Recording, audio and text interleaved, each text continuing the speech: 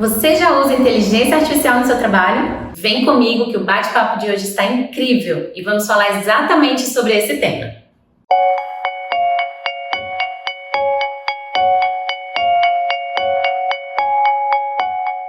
Bem-vindos às Suas Conversas e hoje eu estou aqui com Moacir Rei Filho. Ele é conselheiro nacional do Ministério Público, presidente da Comissão em Planejamento Estratégico e da Estratégia Nacional do MP Digital, promotor de Justiça do MPDFT, mestre em Direito e Políticas Públicas. Dr. Moacir, seja muito bem-vindo. Obrigado, Carol, pelo convite. E hoje a gente vai falar sobre um tema que é extremamente atual, que é a inteligência artificial.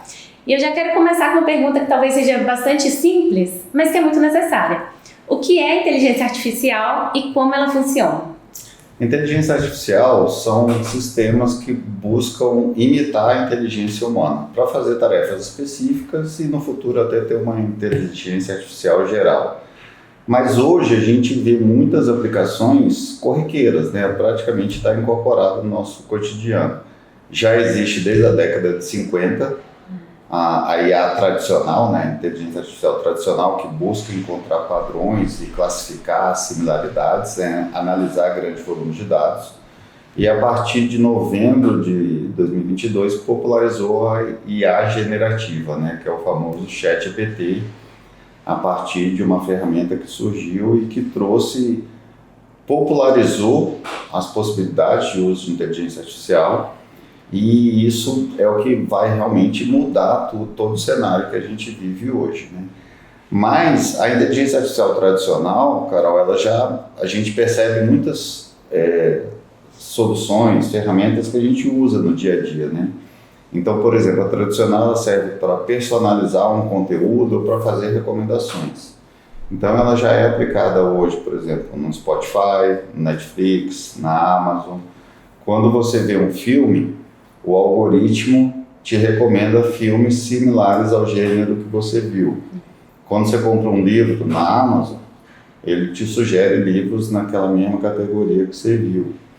Quando você escuta uma música, ele te sugere na playlist músicas parecidas. Então é uma IA que identifica o seu padrão de comportamento e sugere novos comportamentos a partir do seu padrão.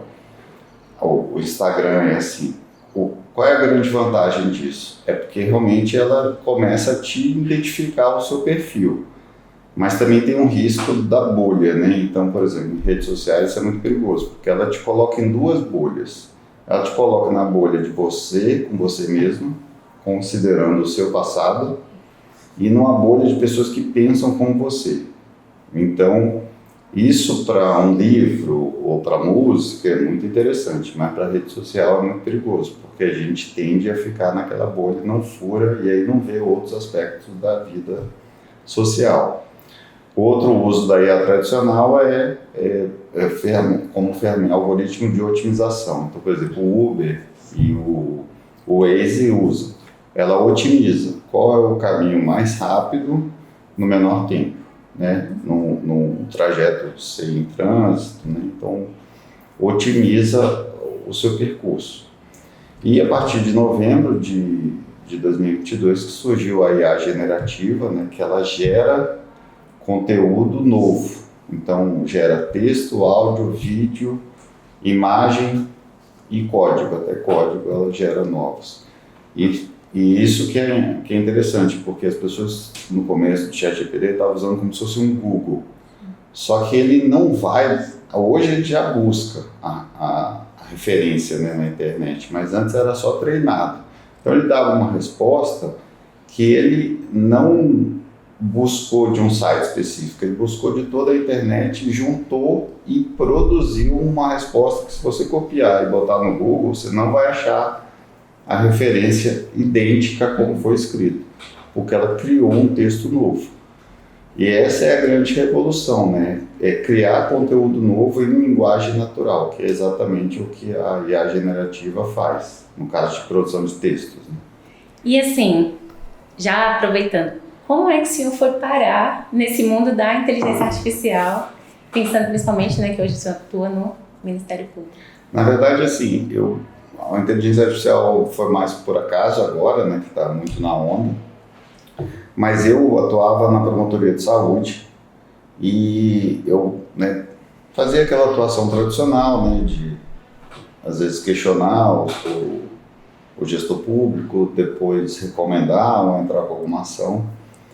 E a gente começou a perceber que esse modelo de atuação muito judicializante, né, não estava funcionando, os processos ficavam uma eternidade lá e o problema continuava. Então a gente começou a ver que é o papel do MP como negociador com o gestor. E aí a gente tinha um desafio, né, porque eu ia negociar com o gestor com base na minha experiência do direito. E aí o gestor tinha a experiência dele, assim como o advogado do Estado, né, o procurador do DF aqui no caso. E às vezes a gente tinha interpretações diferentes, né? Então, por exemplo, eu achava que deveria priorizar criação de leito de UTI. E o gestor priorizar medicamentos para oncologia, por exemplo. E realmente, assim, parecem dois cenários possíveis que têm que ser priorizados. E o direito ele não é suficiente para essa construção da negociação. Você precisa de dados da política pública para você escolher o que é prioridade para investir dentro, às vezes, de um orçamento limitado. Então eu comecei a ver que o direito não era suficiente para isso. Aí eu comecei a ingressar em outras áreas de conhecimento, a estudar neurociência, economia comportamental, um pouco de cada coisa, mas o principal era ter sistemas que subsidiassem o promotor na hora que ele fosse sentar com o gestor para questionar ou perguntar sobre alguma política pública, né? Especialmente política pública. E aí a gente começou a criar esses sistemas, porque no Brasil existiam soluções pontuais assim, a gente começou a ligar tudo isso, trazer pessoas, a gente fez uma rede de inovação com promotores e servidores de cada MP, dos 30 ministérios públicos, né? Dos estados e da União, e aí a gente trouxe esse pessoal e começou a pensar soluções que fossem comum a todos. E uma das que a gente chegou é construir uma plataforma MP digital, como se fosse um GovBR, um MPBR, que vai concentrar todos os dados, tanto internos do Ministério Público, como de outras pastas, digamos assim, para poder subsidiar o promotor quando ele for tomar uma decisão. E aí, nesse movimento que a gente está fazendo de transformação digital do Ministério Público, veio esse hype, né, nessa onda da inteligência artificial, que aumentou absurdamente assim, a quantidade de possibilidades que a gente pode usar tendo esses dados bem estruturados. Né? E hoje o MP digital, nele, vocês já utilizam a inteligência artificial ou não? Ainda tá, né? A gente já tem ferramentas pontuais, todas iniciando, que a gente chama de prova de conceito ou mínimo produto viável, testando num ambiente menor, seguro, né, para todas as garantias de segurança, privacidade dos dados, para depois, dando ok, a gente escalar. E a gente tem isso mapeado nos 30 MPs, quer dizer, não são todos que estão fazendo, né, mas muitos estão fazendo. E é legal porque assim, a gente está vendo cada MP escolhendo um caminho, ou uma empresa diferente, ou tratando de tema diferente. Por exemplo, o Ministério Público da Bahia está automatizando para sugerir minutas sobre crime de entorpecentes. Aqui no Ministério Público DF a gente tem juizado especial criminal, que são os crimes menores, e alguma coisa também de violência doméstica. E aí cada MP está caminhando num sentido, e é bom que a ideia é a gente depois trocar entre si e aí crescer mais rápido todos os MPs, né? Sem precisar cada um estar fazendo tudo. E a intenção então seria usar realmente a inteligência artificial generativa? A generativa ela já tem uma funcionalidade que popularizou mais, e o que é legal dela é que tanto a área de TI, né, a secretaria, o departamento de TI, mas cada um na ponta, na sua atividade, pode usar a generativa. Então ela tem esse potencial. Hoje a gente falar de inteligência artificial, ela expandiu, né? Não é mais um assunto de TI, é de inovação. A inovação envolve pessoas, capacitação, né, conhecimento. Então o que a gente vê é que a generativa tem esse potencial. A IA tradicional, para classificar documentos, fazer, por exemplo, receber vários documentos e direcionar para onde vai cada um. Então esse tipo aí a tradicional já fazia, mas ela ficava muito restrita à área de TI. E a generativa, principalmente geração de texto, que é o que a gente mexe no dia a dia, né, a maioria, isso é um potencial muito grande, porque vai permitir que cada um, de repente, tenha uma ideia muito interessante de aplicação na sua atividade mesmo, né? E aí vale, né, tanto no uso profissional como no uso pessoal também. Eu imagino que tenha tido desafios, ainda tem. E aí eu queria saber qual é o maior desafio na hora que a gente vai implementar a inteligência artificial no serviço público, pegando já o case, né, que você participou. O maior desafio é justamente organizar os dados. É uma fase prévia à inteligência artificial, depois aplicar. Que a gente tem o termo, né, garbage in, garbage out. Se entrar lixo, sai lixo. Então os dados têm que estar tratados, né, numa base única ou numa base que se comunica com outras bases de dados, para que quando vier as aplicações, o resultado seja potencialmente bom para ser usado, né? Porque na cadeia de maturidade dos dados, é o que a gente pensa assim, existe o dado, aí o dado tratado, e aí esse dado a gente tira informações, e as informações se transformam em conhecimento, e esse conhecimento gera a sabedoria que vai subsidiar uma tomada de decisão mais assertiva. Então é isso que a gente entendeu, que o Ministério Público, né, tem que tomar uma decisão fiscalizatória baseada em dados para negociar com o gestor, e o gestor, pelo lado dele, toma uma decisão executória baseada em dados para que haja uma despessoalização da atuação, seja do gestor, seja do promotor.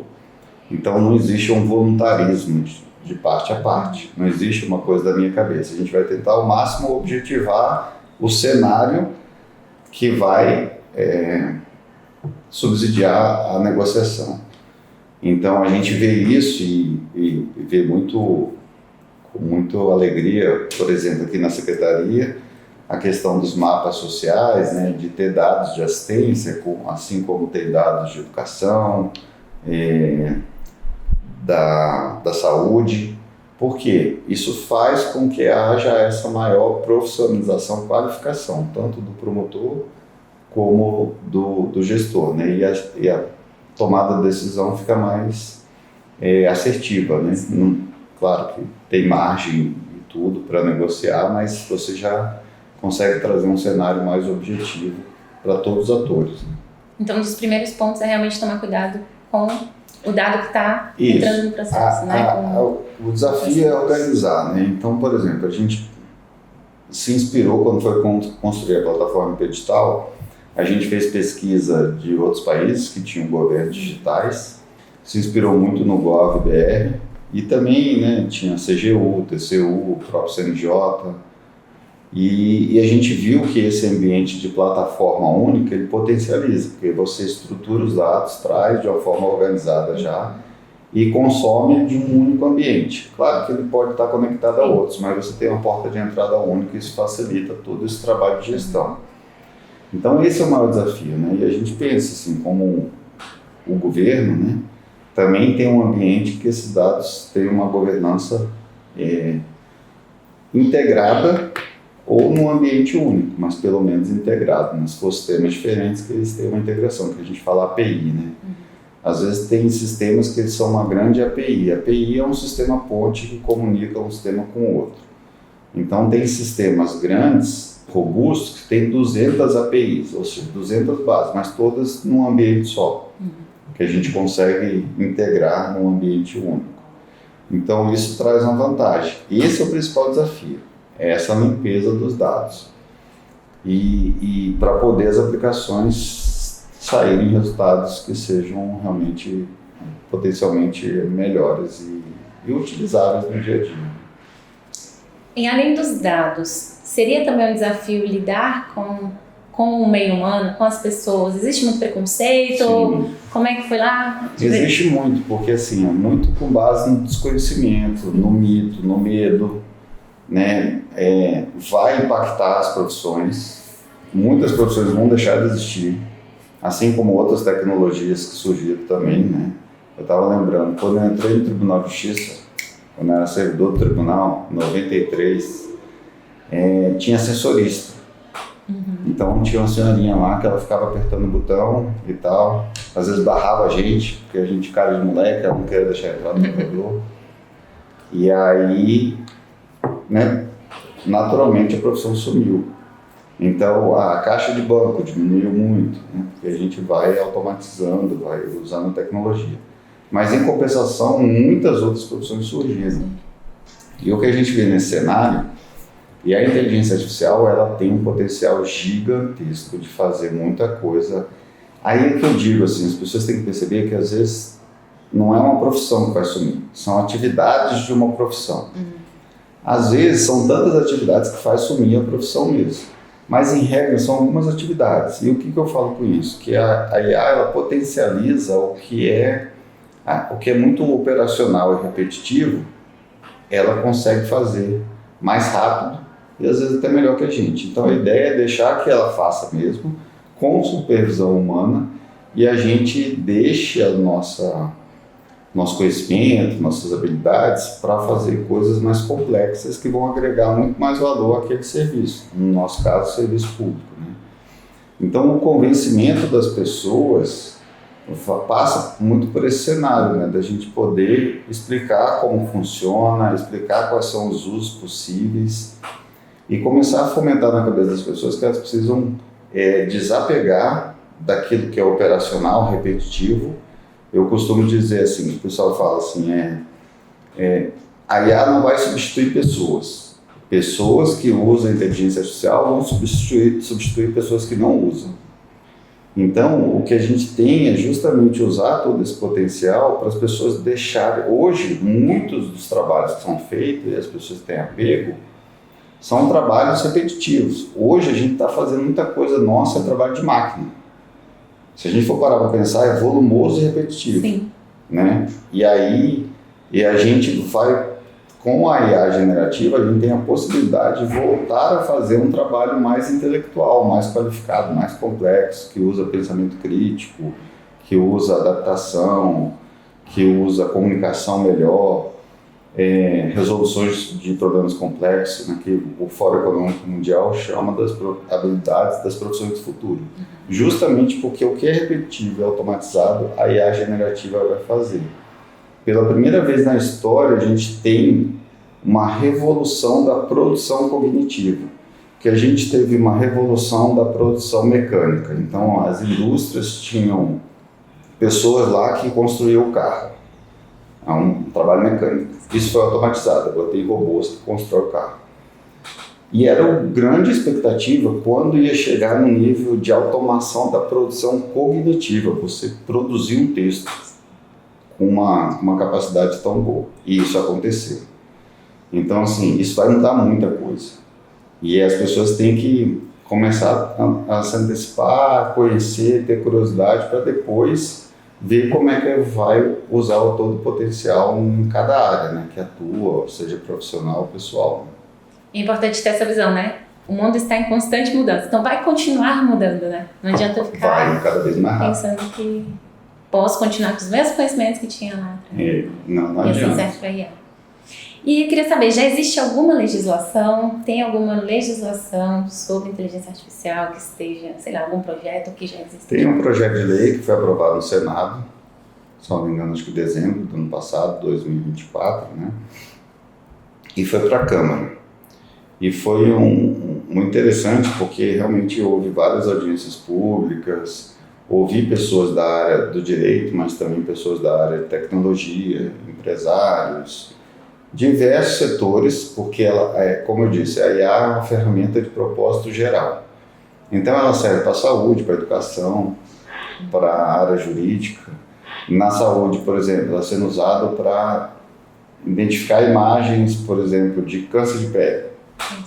Pega uma quantidade enorme de imagens de câncer de pele, junto com os laudos, e ele consegue aprender a identificar e dizer, olha, até com mais assertividade que um humano, um super especialista, dizer, olha, isso aqui é uma imagem de um futuro câncer, até uma antecedência muito maior. Na área de educação, a IA, como ela tem esse propósito geral e depois com um propósito específico para o setor, ela vai permitir a personalização da vida. Então, por exemplo, o seu conteúdo que aparece no Netflix é o seu, porque ele já recomenda de acordo com o seu histórico. Na educação, uma das grandes expectativas é a gente ter a personalização das trilhas de aprendizagem. Então, se a IA identifica que você é mais auditivo do que visual, ela vai direcionar para conteúdos mais de áudio. Se você é uma pessoa que se detém no texto e lê, ela vai direcionar conteúdos, e assim vai. E gamificação, enfim. No setor jurídico, é justamente a gente pega, a gente tem o GPT, né? O GPT é um transformer, né? Uma ferramenta que transforma, e ele foi pré-treinado, né? O PT pré-treinado, em toda a base de conhecimento da internet, de livros, e aí ele produz textos em linguagem natural. E o que a gente pega? A gente pega uma base própria, uma base de documentos jurídicos, e pede para o chat, faz uma pergunta e pede para o chat ir nessa base específica e buscar a resposta. Então ele não vai na base geral, ele usa a base geral para poder gerar o texto fluido, né? Sim. Com a correção em português e tudo mais, coerente, né? Coesão, mas o tema específico ele vai buscar na base de conhecimento específico. Então ele não alucina, não inventa, não cria uma jurisprudência, né? Como no começo eu disse que as pessoas usavam para fazer busca na internet. E aí ele inventava uma jurisprudência, porque ele entendia como é que era a construção de um documento, e ele ia lá e criava um que não existia. Hoje já evoluiu também, tem como programar o ChatGPT para ele buscar na internet. No começo não. Então hoje ele já faz esse trabalho de buscar uma base atualizada. Mas quando entra uma questão, por exemplo, no direito, né? A gente bota a base específica, porque ele vai entender inclusive o padrão de linguagem, a construção de documento, o que é necessário estar naquele documento. A gente tem, por exemplo, ferramentas hoje que estão fazendo denúncia de um crime de roubo. E a denúncia, ela é uma peça simples, de uma forma geral. 2 páginas, né? Você tem o acusado, você tem lá o que ele fez, escreve a vontade que ele tinha de cometer e faz um enquadramento em algum crime. E depois as testemunhas. Então é uma peça simples, totalmente programável. E hoje a gente já tem ferramentas que a gente treinou, e aí ela pega o processo, já faz a denúncia estruturada com assertividade 99%, com os dados corretos, e aí o que a gente fala, isso não é que está transferindo para a máquina a decisão, ele só vai gerar uma minuta de uma denúncia, e vai ter que ter um ser humano para conferir, né, o promotor, o juiz, para conferir aquele documento, ver que ele está ok, e aí sim dar os encaminhamentos. Mas, por exemplo, um servidor e um promotor levaria meia hora para fazer uma peça artesanal, que na verdade que não tem complexidade, você só precisa conferir os dados e ver se está tudo ok. Enquanto a inteligência artificial automatizada faz em 1 minuto. Então, assim, esse tempo e todo esse potencial intelectual dos servidores, né, de uma forma geral, podem ser direcionados para atividades mais complexas de alto impacto, né, que vão agregar muito mais valor ao serviço.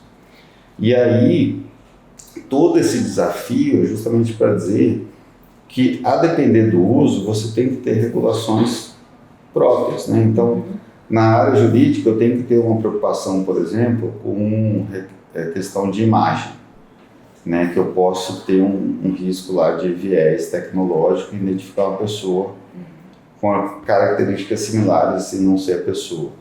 Mas, por exemplo, numa questão de laudo médico, já é um uso mais tranquilo, né? Ambos vão ter supervisão humana, então você já consegue potencializar mais esse uso.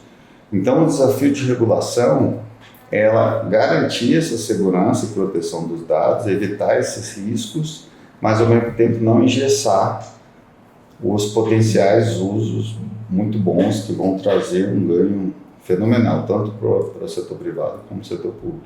Então, hoje o projeto de lei foi aprovado no Senado, está na Câmara, e existem os próprios órgãos internos, né? O Conselho Nacional de Justiça está fazendo uma regulação, uma resolução, o CNMP fez uma recomendação também, está para ser aprovada, pensando justamente isso, a questão do uso seguro e responsável, né? E aí, mas usar realmente para poder tirar todo o potencial daquilo.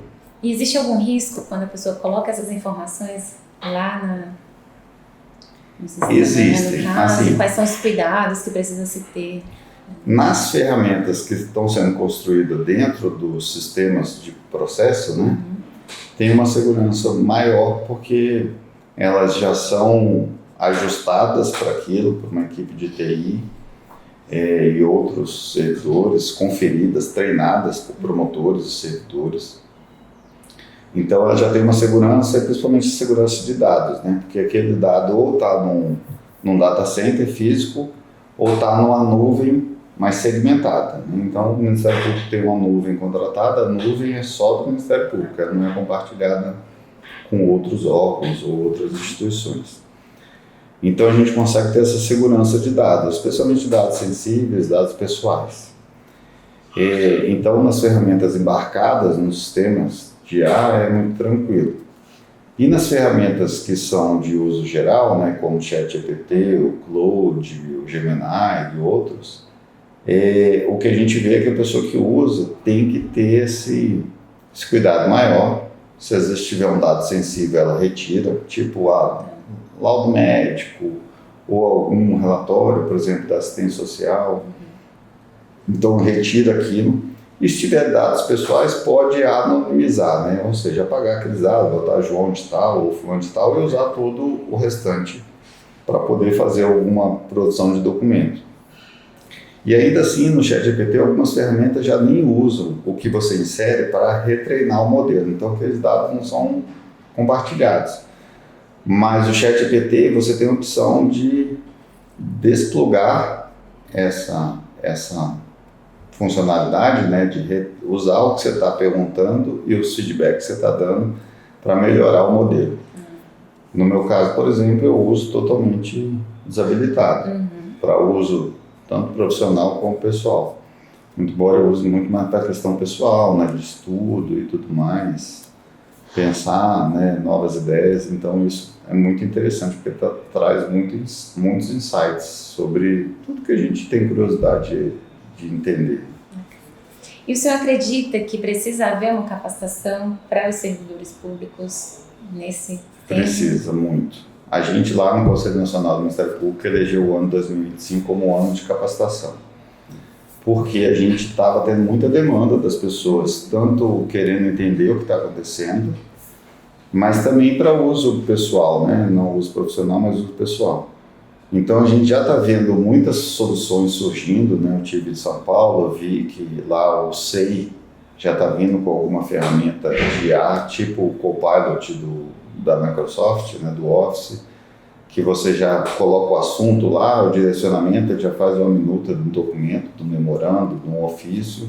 Isso ia poupar bastante tempo, né? A gente na hora de... Imagina, porque você não começa do zero, então você não tem que fazer um copia e cola, que é o que em regra a gente faz, né? Mas ele já produz um resultado com base nos dados do processo SEI. Então já é um adianto significativo, e mais uma vez, é um trabalho operacional. A gente tem um termo que fala de ambidestria corporativa, isso já é muito comum no setor público, que é justamente você ter eficiência operacional naquilo que é repetitivo e volumoso, para você dar vazão para aquilo, e ter tempo para pensar estratégias novas, inovação estratégica. Isso no setor público ainda é muito incipiente, está começando muito. Mas empresas que se mantiveram relevantes, principalmente a área de tecnologia, uma Amazon, um Google, ou na área de vendas, tipo um Walmart, eles conseguiram fazer essa transição de ir percebendo o mundo mudando e mudando o modelo de negócio deles. E outros que não perceberam ficaram pelo caminho, né? Os mais famosos, a Kodak, máquina digital foi inventada dentro da Kodak, só que como ela tinha mais de 90% de venda dos rolos de filme, ela achou que aquilo ia ameaçar ela. Em vez de desenvolver e ser pioneira, ela resolveu incubar aquilo. Só que uma hora aquilo saiu e aí a tecnologia mudou, ela quebrou. Um caso também bem interessante é a Blockbuster, que era, acho que não era da sua época, mas que alugava fitas, né? Sim. E eles estavam inovando, pensando em mandar fitas pelo correio. Só que a Netflix já estava com o modelo de streaming lá, né? Totalmente digital. E a Netflix, a Blockbuster, salvo engano, acho que em 2006, perdeu a chance de comprar a Netflix por $50 milhões, na época foi uma pechincha. Uhum. Em 2013 a Blockbuster estava falida e a Netflix é o que é hoje. Uhum. Então, esse é o grande desafio, a gente trazer essa mentalidade para o setor público de desapegar daquilo que é operacional, repetitivo, não agrega tanto valor, é um meio para um valor maior, para poder focar o tempo, energia, qualificação, dedicação dos servidores naquilo que é mais estratégico e de alto impacto. Então, por exemplo, os servidores, o melhor dos mundos, que os servidores da secretaria não ficassem produzindo documento, que eles ficassem pensando em estratégias de melhorar a política pública de assistência, com ações estruturantes de alto impacto. Né? No caso do Ministério Público ou do Poder Judiciário, a gente tem uma energia gigantesca de servidores e promotores fazendo as manifestações, e são muito bem feitas, a gente praticamente não tem nada em atraso, só que aquilo ainda é reativo, né? E a gente perde às vezes a capacidade, porque tem muito volume. Só em 2023 o Ministério Público fez quase 50 milhões de manifestações em todo o Brasil, nos processos do judiciário. Então a gente perde muita energia nisso e muita coisa repetitiva que pode ser automatizado, conferido e encaminhado. E aí a gente poderia atuar um momento antes. Então, por exemplo, em vez de atuar num processo de violência doméstica, por exemplo, né, eu posso tentar ver, a inteligência artificial possibilita isso, análise de grande volume de dados, tentar ver situações anteriores ao crime efetivamente, sei lá, uma situação de vulnerabilidade da mulher, recebe um benefício social, já teve algum atendimento no hospital, e aí eu cruzar esses dados para poder falar, ó, isso aqui tem um potencial de escalar para uma violência e tentar fazer uma intervenção mais precoce. Esse é o grande desafio. Então, assim, todas as pessoas extremamente qualificadas, especialmente aqui no DF, né, os servidores públicos, a gente conseguisse que a energia fosse voltada para pensar estrategicamente, em vez de estar produzindo um documento que é repetitivo, burocrático, seria muito melhor. A longo prazo entregaria muito mais valor e com certeza melhoraria, de uma forma geral, todas as políticas públicas, né, que têm a pretensão de concretizar direitos fundamentais. Né? Então, eu acho que esse é o caminho, é desapegar disso. E aí precisa de capacitação, né? Uma das habilidades das profissões do futuro é aprender a aprender, ou aprendizado contínuo, lifelong learning. É você entender que o conteúdo vai mudar numa velocidade absurda. As respostas já estão todas na inteligência artificial. Tudo, toda a base de conhecimento da internet está no treinamento que foi feito. Então hoje, a gente sempre brincou assim, que as pessoas que tinham uma boa oratória, né, que falavam muito bem, as pessoas que destacavam, hoje a gente fica brincando que a pessoa tem que ser especialista em perguntatória. Porque o próprio Sócrates, né, ele tinha essa lógica de construir a argumentação perguntando, sempre perguntando. E o ChatGPT, ele vai te dar uma resposta, ou qualquer outra ferramenta, né, muito melhor a depender da pergunta que você faz. Então, por isso que ela é muito boa, de uma forma geral, assim. Porque se você for um super especialista em algum assunto, você vai fazer uma pergunta muito estruturada e a resposta dele vai ser muito boa. Agora, se você for um generalista em qualquer assunto, e poucas coisas a gente é super especialista, a grande maioria das coisas a gente é generalista. Ele aumenta a sua capacidade de 40% para 80%. Se você é um super especialista e já sabe 90%, ele vai subir para 95%, 94%. Ou por aí, entendeu? Então você vai subir pouco, mas você vai subir. E quando é generalista, vai subir muito, porque ele tem toda a base de conhecimento. Mas é por isso que você precisa aprender a perguntar. Então, hoje, o pessoal fala engenharia de prompt, né? Uma modalidade aí de capacitação, que é nada mais do que você ensinar a pessoa a fazer a pergunta para ter a melhor resposta do que ela quer. Então, isso vai evoluir de tamanha forma que realmente, assim, a maior habilidade vai ser você aprender conteúdos novos. Aprender a aprender, né? E desapegar de conteúdos passados, porque vão ficar ultrapassados mesmo. E aí investir em capacitação, mudar a forma de seleção em concurso, ou acrescentar esses temas, né? Habilidades comportamentais, o pessoal fala de soft skills, né? Que é essa do futuro. Negociação, comunicação, adaptação, pensamento crítico, capacitar as pessoas nisso, não só em IA. Porque é interessante capacitar em inteligência artificial e como usar, mas muitas dessas ferramentas elas vão ser embarcadas no sistema. Então amanhã você vai ter no SEI. Você vai usar, você precisa entender como é que funciona. Mas se você entender, você vai poder extrair muito mais. E ao mesmo tempo essas outras habilidades que não são propriamente tecnológicas, né, mas que usam a inteligência artificial como suporte, vão potencializar absurdamente.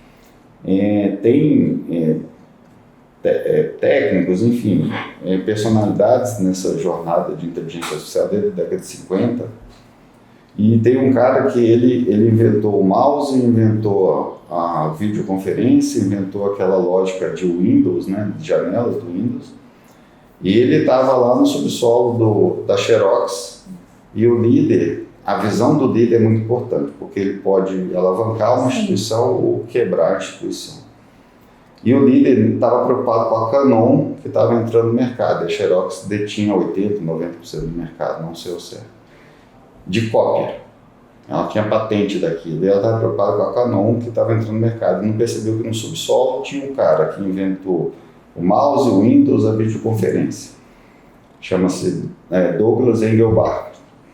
E aí o Steve Jobs foi lá, comprou, quer dizer, vendeu ações da Apple para poder olhar o sistema que o cara tinha feito. Sim. E ele copiou no Apple, na cara dura, né? E ele fala isso abertamente, ele não esconde.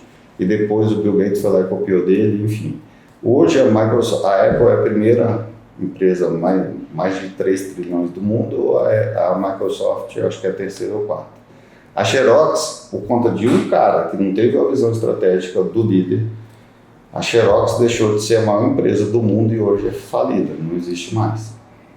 E isso vale para instituições privadas e instituições públicas. É preciso que o líder tenha a noção da importância de se renovar como instituição, de ter decisões mais assertivas, de usar a tecnologia em prol, porque ao final ele está entregando mais valor para a sociedade, no caso nosso de serviço público. E até mesmo de empresa privada, quando tem tecnologias que realmente revolucionam, né? Um Uber da vida, né? Um Airbnb, várias funcionalidades da tecnologia que você hoje tem a comodidade de resolver tudo na palma da mão. Né? Então, é preciso investir nisso, capacitação, não só dos servidores que estão na ponta, mas da liderança também, para poder entender que esse cenário mudou e cada vez vai mudar mais rápido e a gente precisa estar em constante evolução.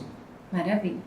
Doutor Moacir, foi muito bom o nosso bate-papo. Quero agradecer a sua presença aqui, mais uma vez, em ter disponibilizado o seu tempo para vir nos atender nessa missão. Muito obrigada, viu? Obrigado, Carol. Eu que agradeço. Estou sempre à disposição. Obrigada. Pessoal, nossas conversas fica aqui. No próximo a gente se encontra. Tchau, tchau.